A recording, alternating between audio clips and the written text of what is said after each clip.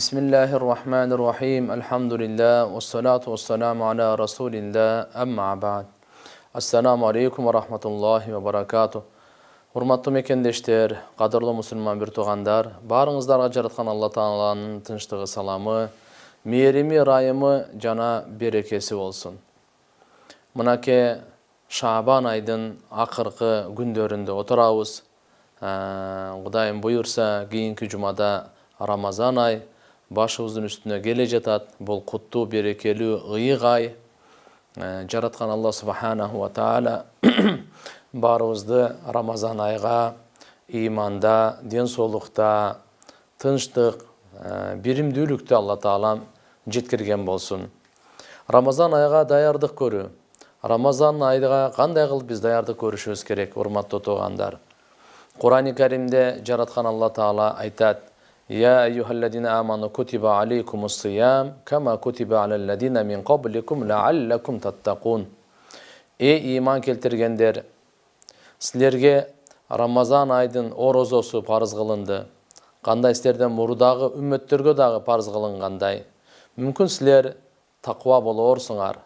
Мүмкүн силер жараткандан коркуп күнөөлөрдү таштап жашайсыңар деген такванын максатында жараткан Алла Таала орозону парыз кылды. Башка күндөгү орозолор, башка айдагы орозолор булар нафил, сүннөт боло турган болсо, ал эми Рамазан айдагы орозону таң эртеден күн батканга чейин ичкенден, жегенден жана ак никесине жубайына жакындагандан өзүн сактап, өзүн ошол нерседен токтотконду бул орозо деп айтат. Ушул фарыз кылынды, ден соолугу жакшы, мусапыр эмес, акылы жайында, мына ушул адамдарга ар бир мусулман эркекке, аялга жараткан Алла Тааланын бул улуу фарызы. Рамазан айдын өзгөчөлүгү, Рамазан айдын касиети, Рамазан айдын бул Алла Тааланын алдындагы даражасы бул өзүнчө. Ал эми Рамазан айдын ичиндеги кылына турган жакшы амалдардын, анын ичинде орозо тутуу, ибадаттар, намаз окуу, кайрымдуулук, сабырдуулук жана башка бунун сооптору өзүнчө туугандар, өзүнчө. Демек, негизги максат Рамазан айдын орозо тутуусу фарыз кылынгандыгын Алла Таала айтып атат. Мынакей, мүмкүн силер күнөөлөрдөн сактанаарсыңар. Орозо тутуп бизге ушундай бир маданиятты, ушундай бизге бир адеп ахлакты, ушундай бизге таза жашоону Алла Таала үйрөтүп атат. Күнөөлөрдөн сактануу. Демек, орозонун сабагы, Рамазан айдагы орозо туткандын сабагы күнөөлөрдөн сактануу экен. Күнөө деген Алланын дагы тоңму, Алланын укуктарында дагы кемчилик кетирбей, бенделердин укуктарында дагы кемчилик кетирбей, арам иштерди кылбай, арам жашагандан, алардан тооба кылып, мынакей ушу таква үчүн күнөөлөрдөн сактанаарсыңар деп атат. Экинчиси, дозоктун отунан сактанаарсыңар. Мүмкүн силер күнөөлөрдөн сактанасыңар, дозоктун отунан сактаныш үчүн Рамазан айдагы орозону фарыз кылдык. Демек, мынакей таквалык пайда болсо жүрөктө, таквалык пайда болсо биздин жашоодо, ушу орозонун таасири, натыйжасы, мөмөсү деп айтсак болот туугандар. Эгерде менин тилим жалган сүйлөгөндөн, жала жапкандан, калп айткандан, бирөөнү каргагандан, бирөөнү сөккөндөн, бирөөнү алдагандан, ушундайлар жаман нерселерден тилим сактанган болсо, алкымым бирөөнүн акысын жегенден, бирөө ошо арам жегенден, арам тапкандан, алдап, кыскасы кандай болбосун буну таза болсо, колум, көзүм, бардык денем эгер ошо арам нерселерден, күнөөлөрдөн токтосо, ушул Рамазан айдын натыйжасы деп айтат экенбиз. Рамазан айдагы орозонун ушул мөмөлөрү деп айтсак болот экен. Пайгамбарыбыз саллаллаху алейхи ва саллям айткан: "Ман сама Рамазан иманан ва ихтисабан, гуфира лаху ма тaqaddama min dambi." Ким Рамазан айдагы орозону тутса, иман менен жараткан Алланын бул өкүмү, сизди бизге жашоо берип аткан, акыл эс, өң түс берген, ырыскы берген, бүткүл ааламды жараткан, мына ошол улуу Алла Тааланын буйругу деп иман келтирип, жана ихтисаб, Алла Тааладан сооп үмүт кылып, ким кармай турган болсо, анын мурунку бардык күнөөлөрү кечирилди деп Пайгамбар саллаллаху алейхи ва саллям айткан туугандар. Bir жолу Salman Farsi radıyallahu anh aytat, gündördün bir şu Şaban ayının akırkı gündöründe deyt. Mümkün şu cuma bolушу мүмкүн, жоксо cuma болсо башка убакта деле болушу мүмкүн. Ошол Шабан айдын акырлап калган эле. Мына бүгүнкү күндөй, мисалы 24-тү Шабан айдын акырлап калып атат. Кудай кааласа, буйрса, кийинки жумада Рамазан айы болуп калат. Ошо акырлап калганда пайгамбарыбыз саллаллаху алейхи ва саллям сахабаларын, жора жолдошторун бардыгын топтоп туруп айткан экен. Эй адамдар, мына силердин үстүңөргө өзүнүн мындай берекесин, көлөкөсүн жайып келатат bir берекелүү ай, куттуу, ушундай силерге келаткан улуу, ыйык бир ай келатат. Алла субханаху ва таала ушул улуу берекелүү айда, бул айда бир түн бар деди, ал Кадыр түн. Ошол түндөгү ал 1000 түн 1000 айдан дагы жакшыраак, 1000 айда кылынган ибадаттан жакшыраак деди. Ушул ай келатат, бул айдын күндүзү орозо тутуусун Алла таала фарыз кылды. Ал эми түнкү ибадаттарын болсо нафил, сүннати муаккада деп коебуз. Мынакей таравих намаздарын сүннөт кылып койду. Сүннөт кылып койду. Ким ушул айда кандайдыр бир Алла таалага жакындайм деп бир нафил ибадаттарды кыла турган болсо, Рамазан айдан башка айдагы фарыз намаздарды, фарыз ибадаттарды кылган менен тең сооп алат экен. Ал эми ким Рамазан айдагы бир фарызды аткара турган болсо, Рамазан айдан башка айларда 70 фарызды аткаргандай сооп болот экен. Демек, нафил эч качан фарызга тең болбойт эле. Бирок Рамазан айдын касиетинен нафилдер дагы Рамазан айда мынакей фарызга тең болуп калат экен. Ал эми фарыздарчы деген суроо болуп калса, 70 фарызга дейт. Булчу мейли ал зекет болсун, мейли ал болсо кандай гана фарыз болбосун, намаз болсун, жана башка фарыздардын бардыгынан да. Ата-энени урматтоо болсун, мисалы дуа кылуу болсун, зикир жана башка бардыгы эле фарыздар деп. Бул ай сабырдуулуктун айы деди. Рамазан айы сабырдуулук, себеп сабырдуу адам гана орозо кармай алат. Өзүнү кармап жүргөнгө үйрөтө турган чоң философиясы бар. Бул мынакей сабырдуулук. Сабырдуулуктун түбү сары алтын, сабырдуулук менен жараткан Алла таала бирге болот. Сабырдуулукка бериле турган сооптун эсеп китеби жок деген Алла субханаху ва таала. Бул мурдагы улуу пайгамбарлардын, улуу адамдардын бул жакшы сыпаты болуп эсептелинет. Бул сабырдуулуктун айды. Шахр сабыр деди. Сабырдуулукка бериле турган сооп бейиш деди. Сабырлыкка бериле турган сооп бул бейиш болот экен. Бул ай камкордуктун айы экен. Бири-бирине боорукерликтин айы экен. Бири-бирин кечире турган ай экен. Бул ай болсо кайрымдуулуктун, бул ай меймандостуктун, бул ай бири-бирин конокко чакыргандын, бул ай туганчылык мамилени бекемдей турган ай экен. Чын айтканда ушул айдагы орозо дененин дагы, руханияттын дагы тазалануусу, бардык күнөөлөрдөн, кемчиликтен арылуусу. Мына ушул айга Алла таала бир айда 12 айдын бир айы Рамазан айлардын султаны кылып бизге фарыздын эмесин орозо тутуусун фарыз кылып берип атат. Бул айда келиңиздер биз улуу баалуулуктарга, улуу адеп ахлакка өзүбүз умтулуп, Алла менен байланышыбызды бекемдеп, күнөөлөрүбүздөн, бизден кеткен кемчилдиктерден кечирим сурай турган ушундай улуу ай экен. Туганчылык мамилени досторду бекемдей турган ушундай улуу ай экен тугандар. Момундун ырыскысы көбөйөт деген. Бул айда момундун ырыскысы көбөйөт экен. Бул айда ким озачарлык кыла турган болсо 3 сооп берилет экен.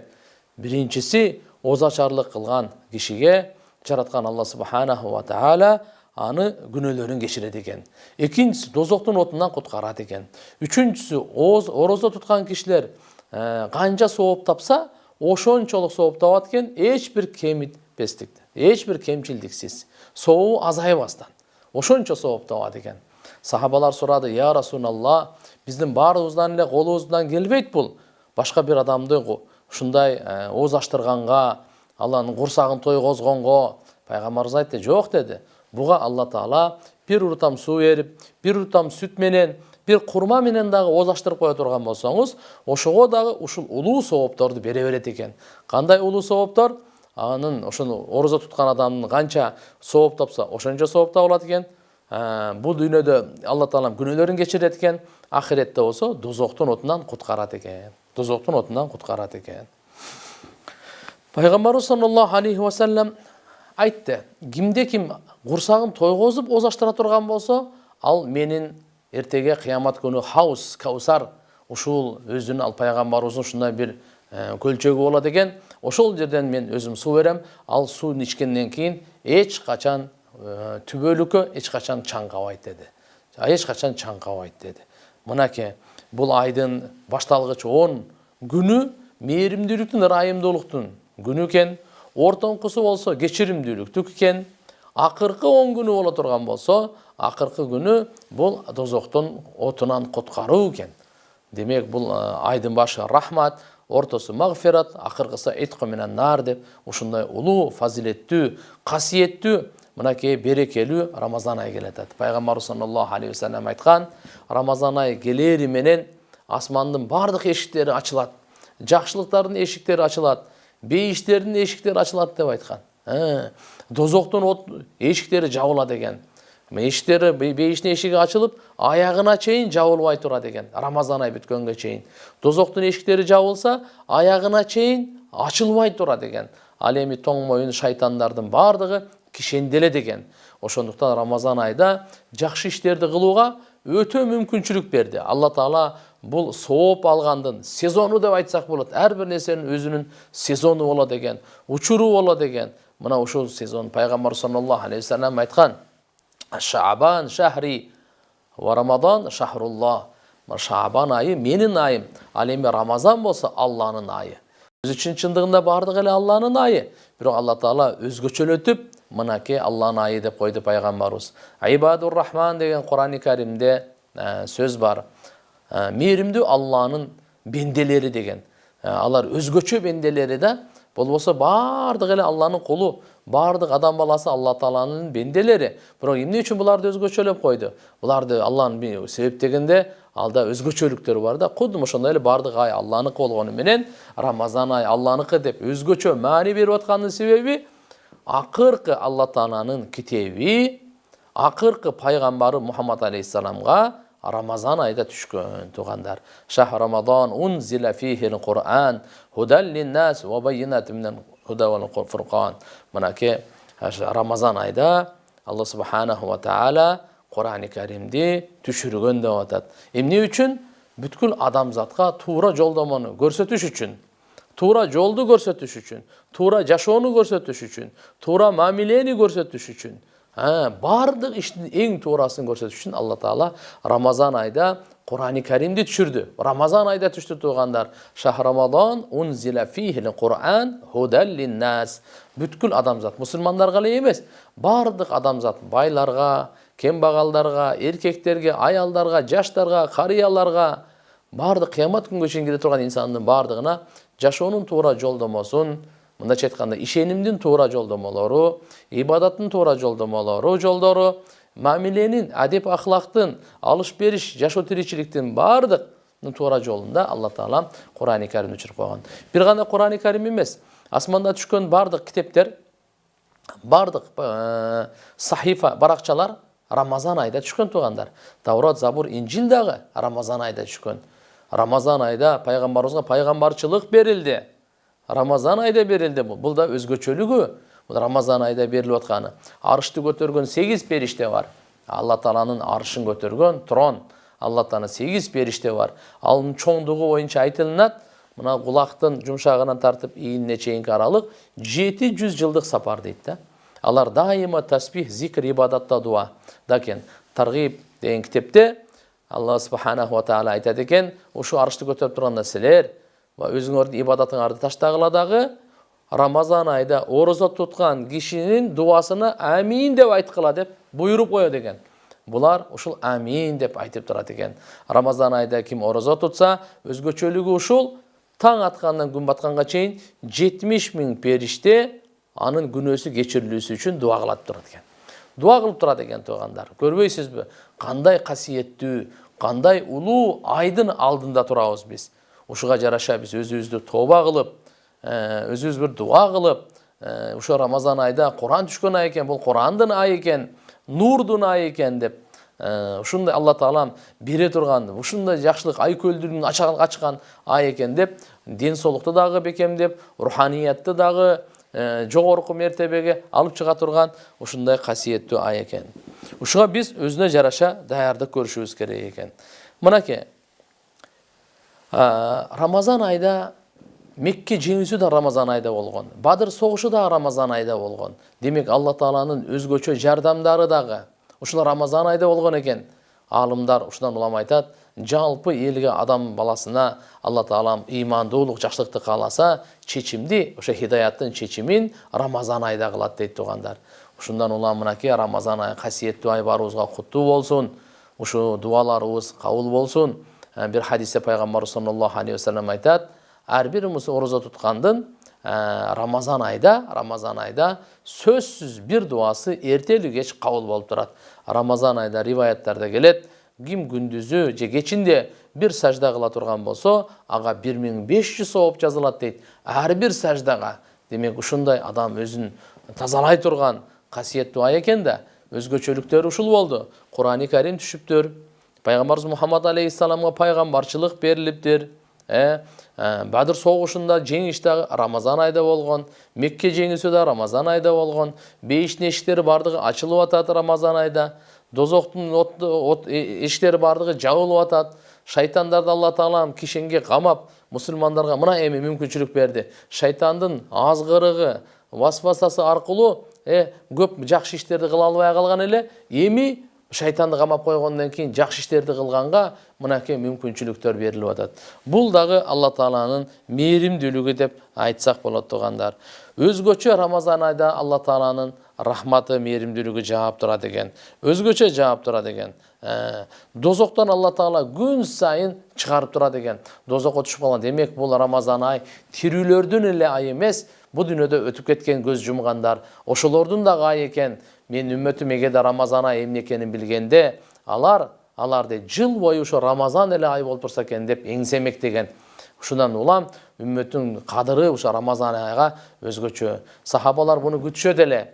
6 ай алдын улар дуа кылып даярданышат эле. Ушу я Алла ошо Рамазан айга жетейли деп. Алла Таалам баарыбыздын тагдырыбызда көптөгөн Рамазан айын Алла Таалам жазган болсун. Bir rivayette gelet, bu Ramazan ayı kıyamet günü Allah Teala'nın aldığında şafaat kılat eken şu oroza tutkanlarına. Kanday başka hadislerde gelet, orozo menen Kur'an şafaat kılat deydi. Mınake oroza aytat eken, kanday dep men bunun ekonteng şafaatı kabul bolgon.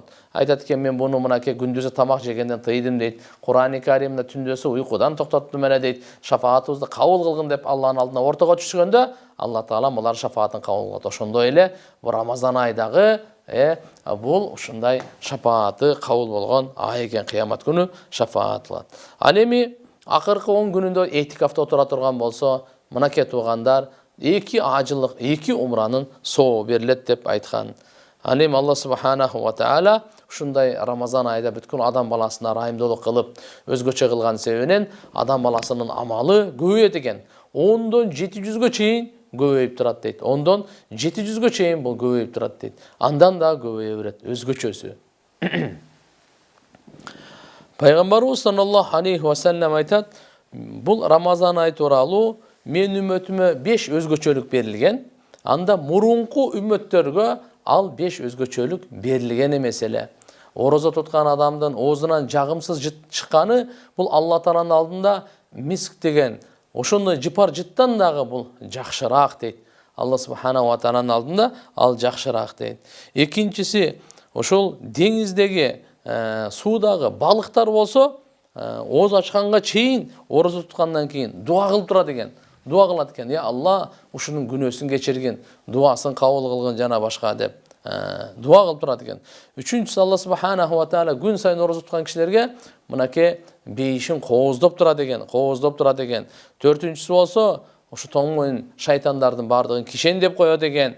Бешинчиси, Рамазан айда акырында орозо туткан кишилердин бардыгы күнөөлөрү кечирилет деп мына Имам Ахмад риваят кылган хадисте ушундай деп келет тугандар. Bir риваятта 3 түрлүү адамдын дуасы текке кетпейт, кайтарылбайт деген. Биринчиси ушул орозо туткан кишинин дуасы сөзсүз кабыл болот. Экинчиси адилеттүү бадышанын дуасы. Үчүнчүсү зулум чеккен мазлум ошонун дуасы сөзсүз мына кабыл болот деп пайгамбарыбыз саллаллаху алейхи вассалам риваяттарында айтып кеткен туугандар. Ушундан улам келиңиз туугандар, ушундай касиеттүү, берекелүү, куттуу айды текке кетирбей, бекапар болбой, ушул айда биз сабырдуулук кылып, ушул айда Кудай кааласа иншалла үйлөрүбүздө мынакей орозо тутуп, үй бүлө бала чака менен орозо тутуп, албетте ооруган адамдарга аларга шарият уруксат берет. Орозо тутпай, кармабай койгонго, бирок кийин Кудай кааласа анысын деле кармап берет. Тарави намаздарды үй бүлө бала чака менен окуйлу. Куран, билген Куран канчалык биз билсек, ошону окуйлу. Эми анча-мынчаларыбыз билбейт, эчтеке эмес. Ошо тарави намаз 20 рекет окулат, 20 рекет окулат. Бул куптан намаздын фарызын окугандан кийин, андан кийин 2 рекет сүннөт окулат, андан кийин 20 рекет тарави окулат, андан кийин 3 рекет витр важип окулат. Саарлыкка турганыбызда тахажжуд окуйлу.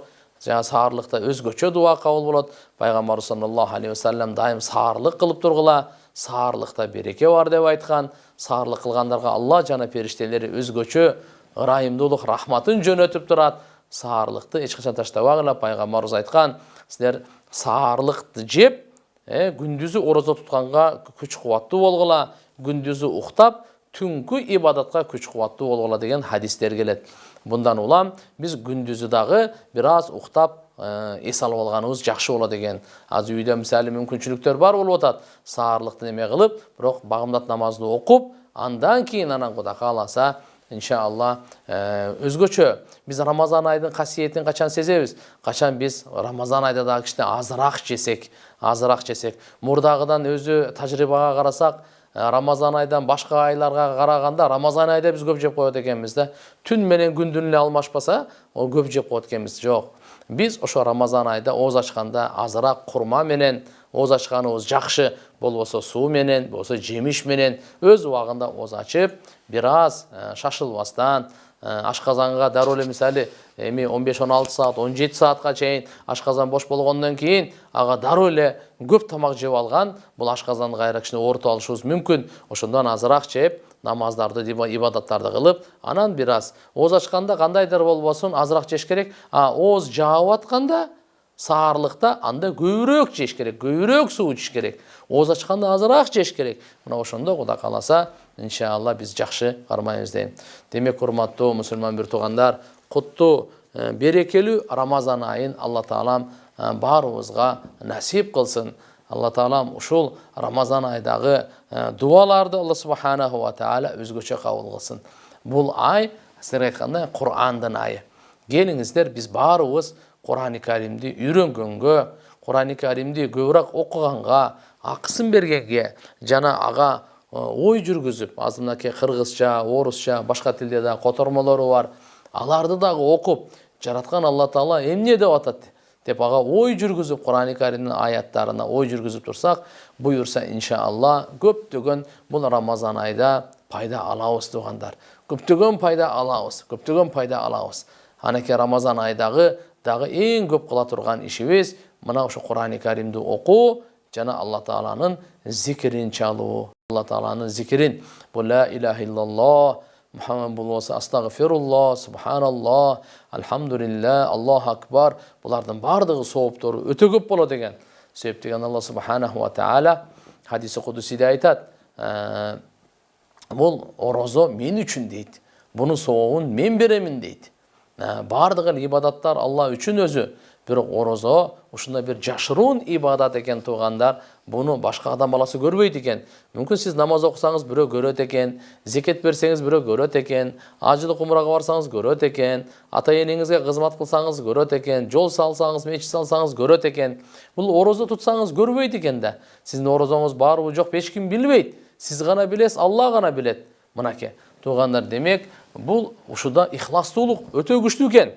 Ошон үчүн Алла Таала айтат, орозо бул мен үчүн дейт. Болбосо бардык эле ибадаттар, Алла Таала үчүн. Орозодо ихластуулук бар экен. Эч ким жок болсо үйдө дагы, ал бир суу ичип, тамактанып албайт экен. Эмне үчүн? Жараткан мени көрүп турса, Кудай көрүп турат, карап турат. Мен кантип суу ичем деп, подвалга кирип, же болбосо жашырын суу ичип албайт экен. Орозо туткан киши, орозо туткан аял да жүрөгүндө сезим бар экен. Кандай? Құдай көріп тұрады деп. Ушул сезім бізде 24 саат жыл бойы қалсын. Біз сөйлесек дағы, иш қылсақ дағы, ибадат қылып, қандай ғана қайерде болбойлу, ушу Құдай көріп тұрады деген сезім болса, бізге видеокамералардың керегі жоқ эле. Ошо Құдай көріп тұрады деген адам қантип уурулукка барат, қантип зулумдукка барат, қантип бирөөгө жала жабат, қантип бирөө жалган сүйлөйт, қантип бирөөнү кордойт. Жоқ. Құдай ушул сезім тақва деп коет. Ушу сезім тақвалык келсе, мына биздин оңолгонубуз ошол. Менен зулумдук болбосун, менен башкага жамандык жетпесин, мен башка бирөөлөрдү кордоп койбойын, бирөөнүн укуктарын тебелеп, акысын жеп албайын, абирине кол салбайын, анын аброюна кол салбайын, аны шерменде кылбайын. Себеп дегенде жараткан Алла Таала тыюу салган деп. Мынакей туугандар, Рамазан ай. Эми Алла Таала айтып атат, бул орозону сабабын мен берем дейт. Болбосо намаздын деле, зикирдин деле, дуанын деле, ажылыктын деле, зекеттин, кайрымдуулук, бардык кандай гана жакшы иш кылбаңыз, бардыгынын сабабын жараткан Алла Таала өзү берет. Эмне үчүн бул жерде орозонун сабабын мен өзүм берем деп атат? Башкалардыкы айтпастан, бунун себеби алымдарыбыз айтат. Башка сооп иштердин, жакшы иштердин соопторун Алла Таала периштелер аркылуу берет экен. Периштелер аркылуу. Ал эми Рамазан, орозонун сообун Алла Таала өзү түздөн түз берет экен. Түздөн түз берет экен. Жо болбосо бул жерде кээ бир алымдарыбыз айтат, мен сообун берем эмес, орозонун сообу мен өзүммүн дейт. Мен өзүммүн. Бунун сообу мен өзүммүн деген. Демек ушундай улуу касиеттүү Рамазан айдагы орозо тутуунун ушундай сооптору бар экен туугандар. Себеп дегенде адам тамак жегенге мактана турган нерсе эмес экен. Себеп дегенде айбандардын бардыгы эле жейт экен. Жебей турган, өзү сыймыктана турган нерсе жебегендик экен. Периштелер тамак жебейт экен. Жараткан Алла субханаху ва таала жегенден таза зат бир нерсе жегенден. Демек бул жердеги ушундай периштелерге Алла Тааланын нурдан жасалган махлуктарына окшогондук бар экен. Демек ушундан улам бул дагы ушундай жакшы сыпаттар.